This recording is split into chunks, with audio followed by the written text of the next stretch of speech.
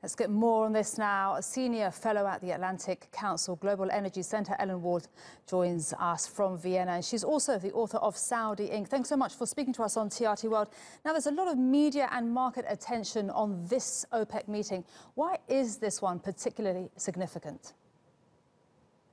Well, one of the reasons it's so significant is that the price of oil has fallen so drastically over the past month. It's really become an issue, whereas the last time OPEC met, there was a push actually to increase production for fear that oil might hit over $90 a barrel. And now there's a fear that if certain people don't cut, that they could see prices as low as $30 a barrel. What's interesting is that OPEC did not reach a decision today.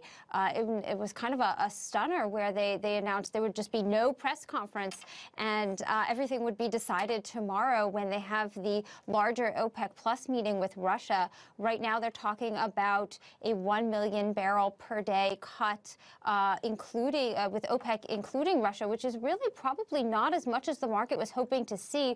So it may actually be that President Trump gets his wish, and if the market doesn't consider it a strong enough cut, then prices may continue to fall or at least stay stable until we see some actual reduction in inventory.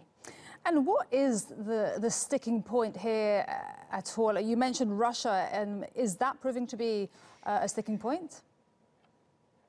Well, it's become an issue, particularly between Saudi Arabia and some of the other OPEC producers. Saudi Arabia has invested a lot of time and effort in maintaining this relationship that it now has with Russia. Russia was key to the initial decision to cut production and to create these allocations that we saw a few years ago that helped bring inventories down and prices back up. But now we've seen other OPEC players becoming resentful of a Saudi relationship with Russia, saying, you know, now it's just Saudi Arabia and Russia decide everything without their input. And that, I think, has really resulted in some of the discord that we're seeing. And that's interesting because there's a U.S. media report that said OPEC is not much of a cartel anymore.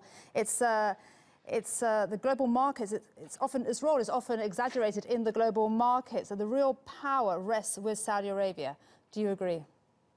Well, that's not all that far from the truth. Global markets put a lot of interest into this OPEC meeting because it is a decisive sentiment usually. Though when you look at the overall big picture, the United States is now a larger producer than Saudi Arabia and Russia, each of them. So the United States is really now playing a major role. We also have to look at Canada and its decision to cut just over 300,000 barrels per day starting in January, and the influence that could have on the market as well. Thank you very much for your analysis there. That was Ellen Wald, who is a senior fellow at the Atlantic Council Global Energy Center, speaking to us from Vienna.